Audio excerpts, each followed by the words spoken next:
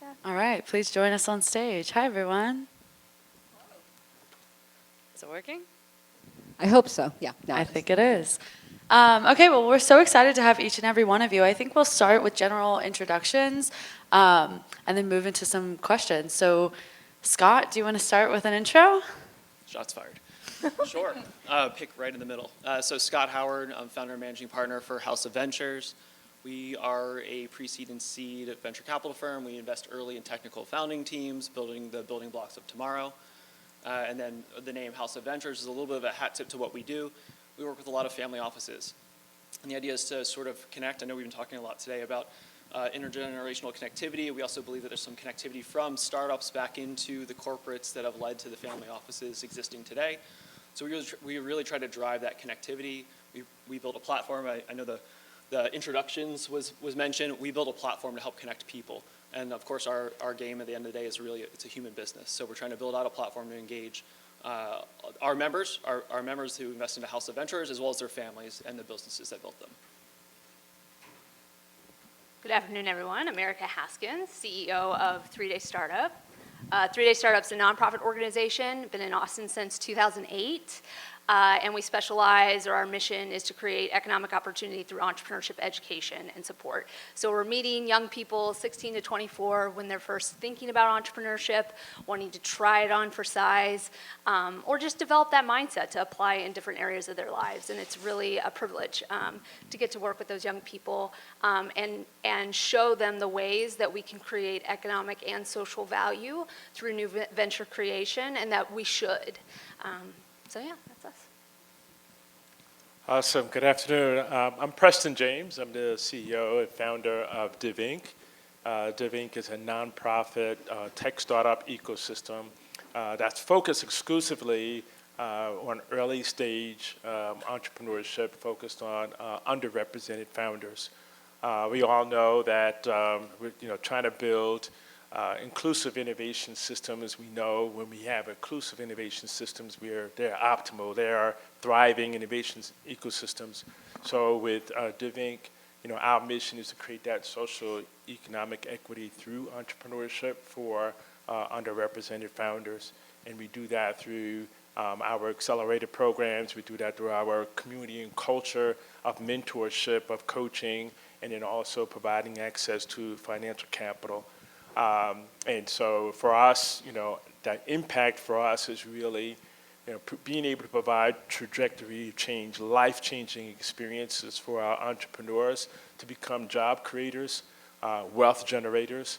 And, at the back end of our mission, it is about reducing that racial and gender wealth gap through entrepreneurship. And so we're really blessed to have been operating both out of Austin and Houston and really leveraging collaborative partners in the community to have over 100 companies gone through our accelerated programs that have raised over $15 million at the early stage.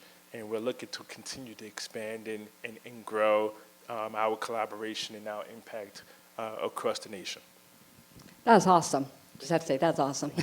My name is Marianne Thompson Frank. I am one of the co-founders and the president of an organization called the Mimnesine Institute, and we were one of the first organizations in the state of Texas to deal head-on with issues of globalization and recognize it was more than just economics, involved the environment and sociological factors as well. And now today we have chapters in Japan, Israel, Palestine, Mexico. We have one of the number one initiatives fighting food waste in the nation. We've actually saved about $45 million worth of food over the last number of years. But while I've done nonprofit work for about 3 decades, one of the things that I kept coming across were many times the solutions needed to be a for-profit solution in order to be sustainable. And so now I have UTF Holdings, as well as a company called EcoEco, which is doing eco-responsible development projects around the state. Awesome. Thank you so much. We're so excited to have each and every one of you here with us today. What we wanted to focus on in this panel is really discourse around what it means to show up as an impactful investor and how to bring impact to a portfolio of companies, of organizations, of mentees, And so I wanted to ask, what are some of the things that have helped you each show up as impactful investors? What are some of the ways that you find are best supportive in helping your portfolio? And how can some of those characteristics be shared?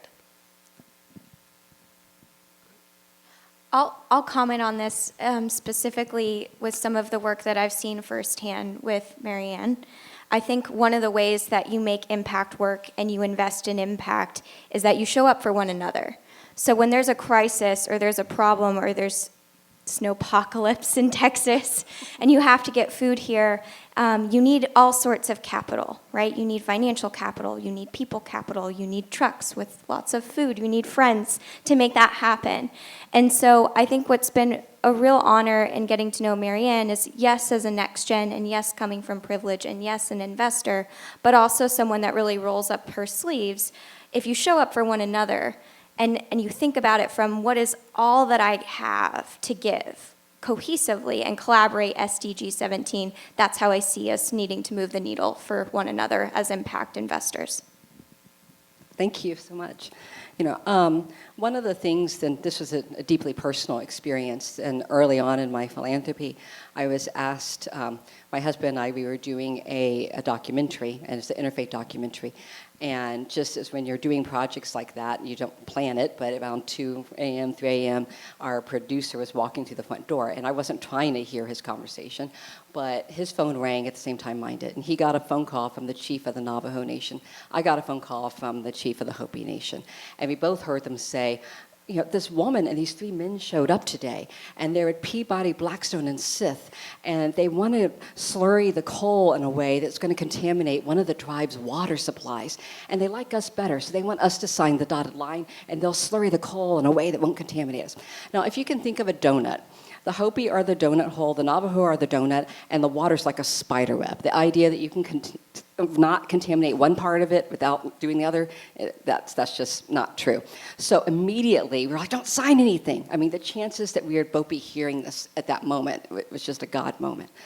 And I immediately went out and got John Perkins' book, Confessions of an Economic Hitman, and sent it to them and said, read this. If you agree to meet, we'll make it happen.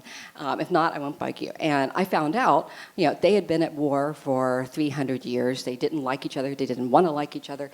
But within 3 days, they all said they'd agree to meet. And we negotiate the first treaty in 300 years between those tribes. And I was so proud, wow, it's historic. This is amazing. This happened. And then I finished my business degree. And then I started being able to actually read the statements that came in and understand this hieroglyphics that had been on my trust statements. And I had been invested in Peabody, Sith, and Blackstone and didn't even realize it. And having held babies that were dying from arsenic poisoning who thought they were dying from cancer, I realized I had blood on my hands. And so I ended up getting my full extended family to fight and do shareholder activism. Unfortunately, the company was so smart, they had made it so only a certain cast of shareholders could have say. So I immediately sold that and have used that to do SRIs and conscious capitalism. And, what I will tell anyone is I made a lot of mistakes in the beginning. In the beginning, there wasn't a bank that I went to that understood what social responsible investing was. And I quickly ended up knowing more than most banks did. Now I'm working with, some wonderful people that get it, but it has taken time. And so what I would encourage anyone to recognize is really how you make your money is as important as what you do with it. And that is the key thing I would tell anyone who's looking into this. Yeah, for me, I'm just going to share sort of a bit of what entrepreneurs have told me and then sort of personal experiences as well. One is, from the investor perspective, the empathy aspect, right? And I'm not saying sympathy, I'm saying empathy is understanding where that a particular entrepreneur is coming from in terms of addressing or solving a particular problem. And oftentimes, yes, as a black man, I'm familiar with a lot of social and other types of challenges, but there are some areas that I am not familiar with. And a lot of investors will tend to shut down because they don't know anything about it, rather than sort of empathize with that situation, open up their minds, because this is really a new deal flow opportunity. right? And typically in the investment community, there's sort of this narrow scope of view of, number one, what type of entrepreneur is in front of me. Number two, what is the challenge they're actually solving? Because I'm not familiar with it, it may not seem big, and I may not want to invest in it because it's not a big opportunity. Well, it actually may be if you just kind of like dig into it and open up. And so the empathy and then the openness in terms of creating more opportunities for investment and deal flow that, quite honestly, might give you better returns by opening that up. And then the last piece is the authenticity of it, right? So oftentimes, entrepreneurs will say, yeah, I had a meeting with so-and-so, and they didn't say no, and they're probably never going to say no, but you're doing a disservice by not saying no, right? You're not telling them, hey, this is what could be better. Not the, business junk, if you will, but, taking the time to get to know that entrepreneur a little bit better and being more authentic and more honest and more of a coach as opposed to tossing them into the pile of papers on the side. So the empathy, and then I would say the openness, and then also the authenticity. I think it's really important in what Preston said, especially since it is World Logic Day. What he commented on was kind of this need to, I would equate it to like a mathematic problem, right? We just keep giving founders the answer without showing our work, without demonstrating what went on in my mind that I got to this decision of yes or no. And even if the answer is no, if you share with them, if you take the time, if we all take the time to share our knowledge, how much better of a world will we be in, and how much better are we able to improve each other's journeys? So I think that's a really important point. I'll dip in there too. One of the things I've heard from both of you all, especially yours, Marianne, was it sounds about alignment with passion, right? At the end of the day, impact is supposed to be something that's outward, but it's also something that's inward. You have to think about how it affects you as an individual. In our case, us as a fund, it's how does our investment affect the people who've invested into our fund? Usually there's a wall there. Usually people are saying, I'm trusting you, I'm a limited partner, emphasis on limited, and you send them a K1 and maybe an annual update, and that's about it. But our thought is if we find investors who have passion areas, they may not have a passion area about any particular one investment that we have, but they'll probably have one that they line up with. And if we can harness that passion that they have for that area anyways, have them open up doors, help with pilot partnerships, agreements, new relationships, that one little interaction can be super meaningful for that early company. And that is like a recursive thing. It's going to start paying dividends back to them, to us, to the portfolio, and to that entrepreneur. And then that process of being so involved in the process of investment helps them determine what their diligence process looks like going forward, who their networks are. I mean, it's all just like this big feedback loop. I think it's such a cool model, and it's one that we try to emulate in Nova as well. I think I have two thoughts to add, more from the philanthropy angle.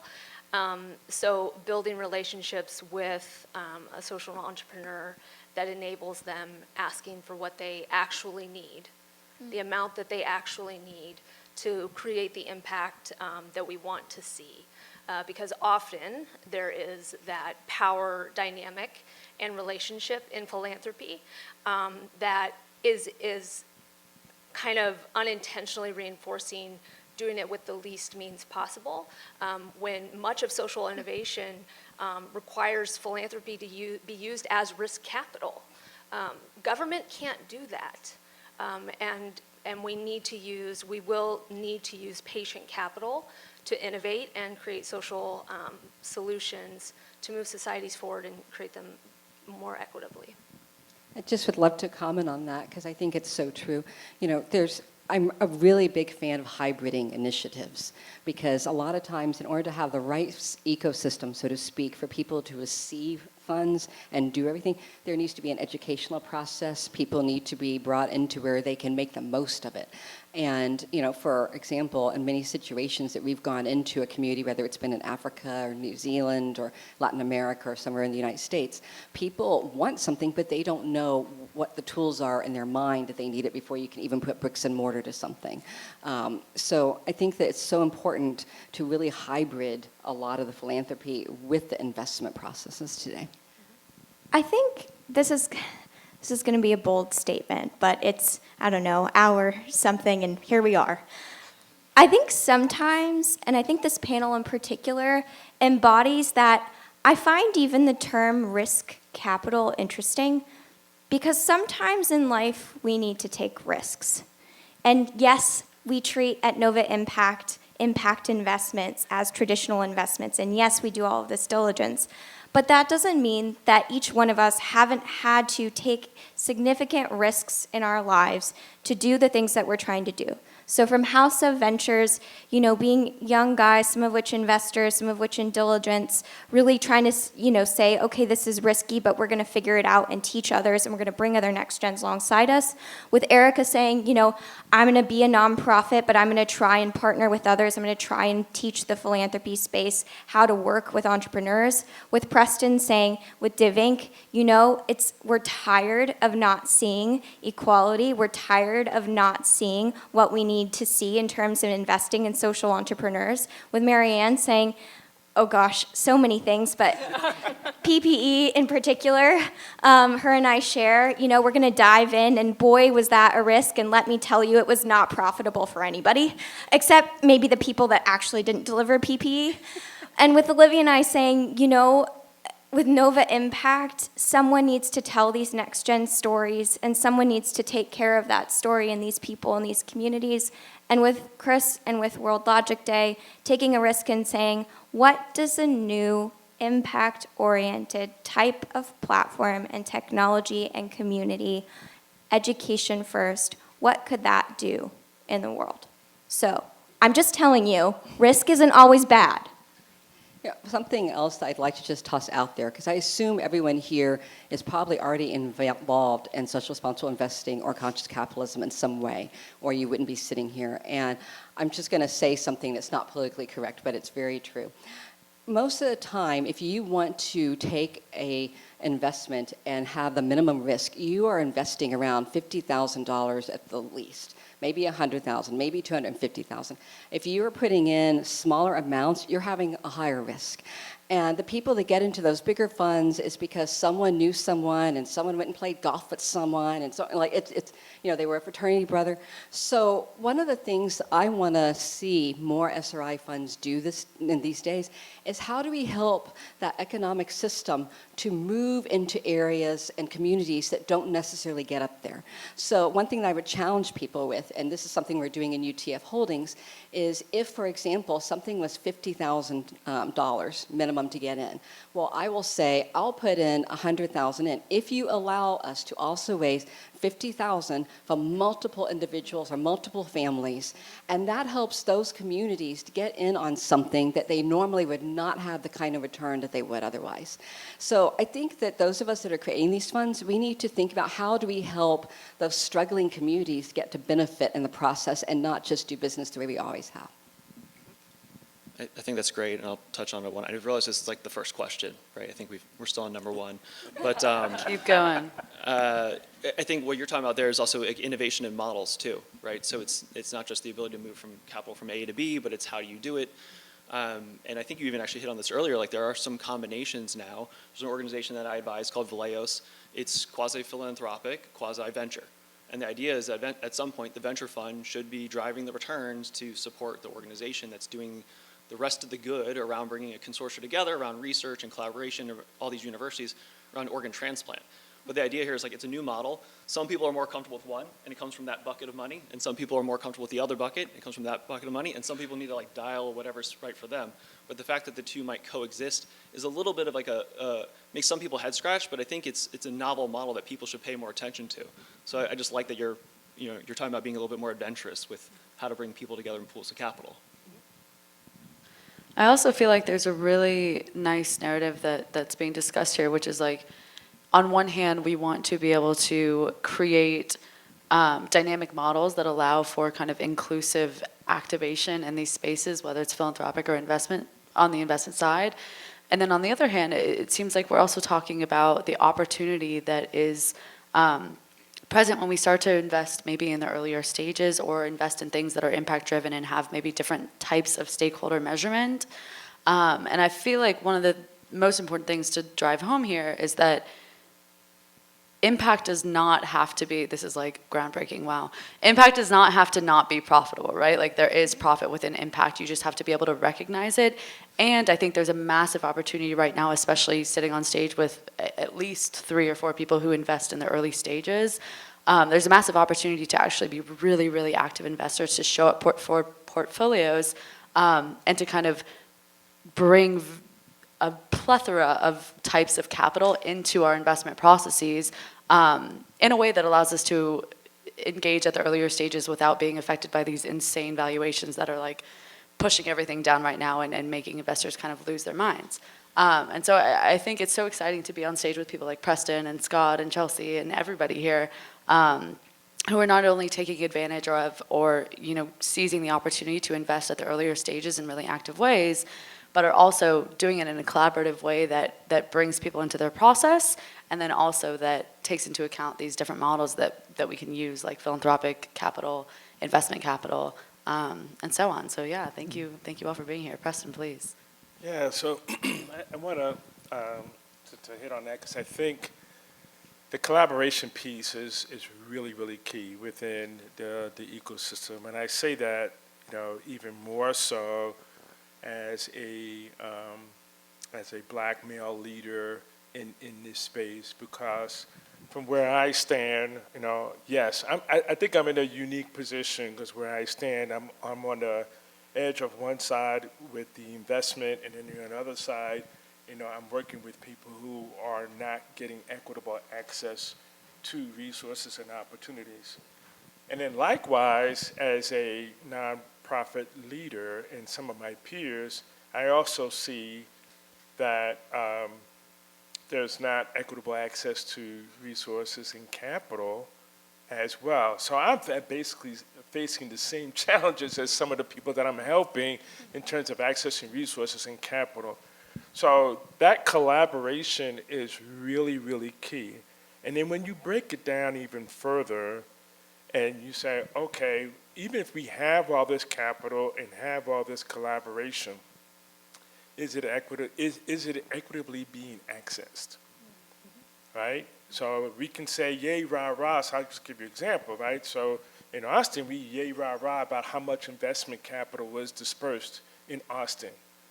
I have yet to see the number that says how much that money was dispersed to women, entrepreneurs, how much was dispersed Black and Hispanic, and so forth. And I guarantee you the number is probably this small. So are we doing it right? Well, we got great collaboration, but we're not doing it in an equitable fashion. So when we think about collaboration, we have to think about being inclusive and who we're bringing in to the table to engage, to make a difference, whether it's the 18 to 20. I mean, we have all kinds of folks, but we just have to take a little bit more time to think through what we're trying to do, how we're trying to do it, and our thoughtfulness and our empathy in that will make a difference in the community in the long run. If I could take that one step further, I think Damien spoke earlier and talked about his organization and how it was divided, the equity amongst all the people, a diverse set of leaders, but I think it also goes down to the rest of the organization. I think one of the ideas, how do you get diverse people into the rest of the company as it's being built, as these asymmetric opportunities are being created? There are companies that have received funding, they can pay a salary, but they do have upside, they have significant upside. You look at a company, this is not every company, but a company like Slack, someone who's a VP of sales made millions of dollars on the IPO. That is something that's significant and also is, again, recursive, comes back to that community, and those people are now they are a capital allocator. So I think it's just really important to not just push the narrative, funding is super important, but also saying how do I get more people into the workforce in these really great opportunities that have asymmetric upside.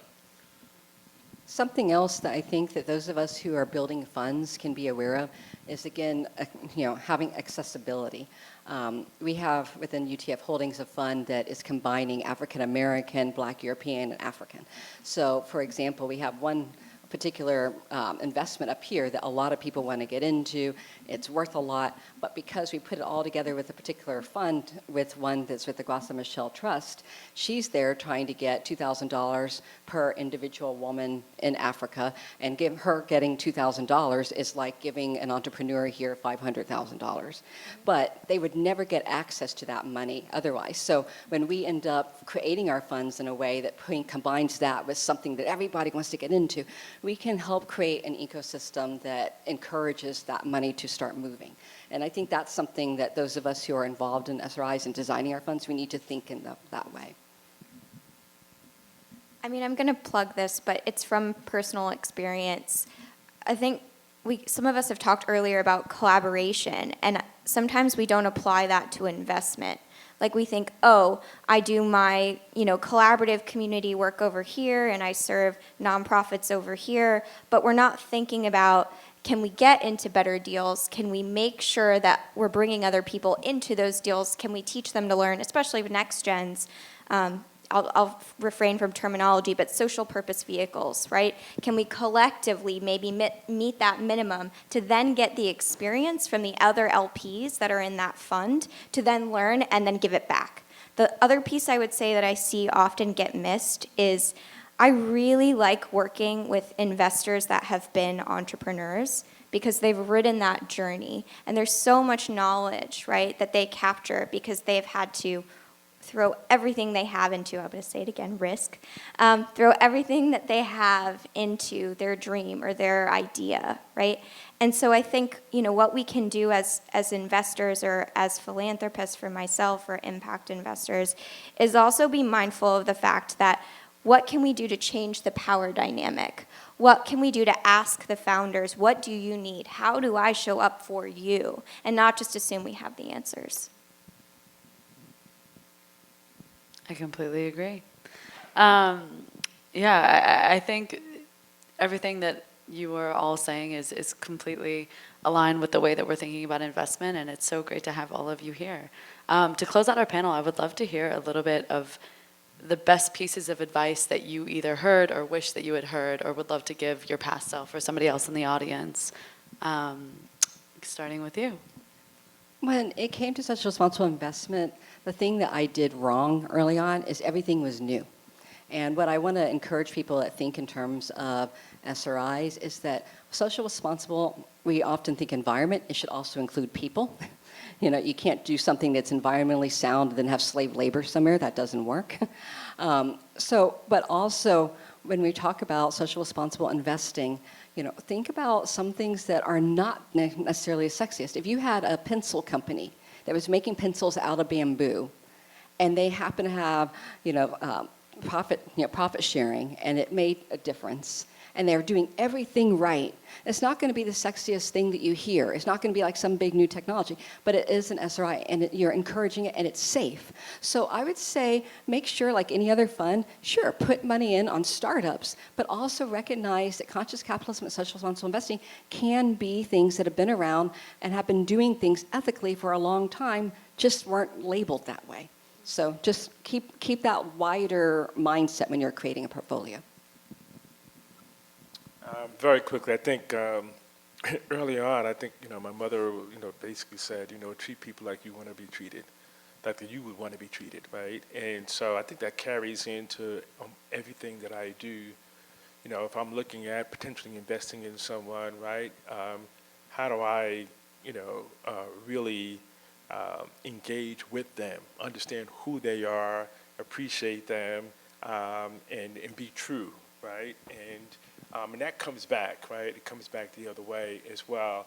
And setting it aside, the investing part, it's just how do we engage with people, and how do we move and motivate and inspire people to be the best that they can possibly be, right? And if I can do that every day, and maybe there's one person whose life that I'm changing, then I'm making the world better So the question is, how are you making the world better? Right? When you go home every day, have you done that? And if not, then maybe we need to change mindset to affect that change, because that's the only way we actually are going to make a difference and make the world better than it is today.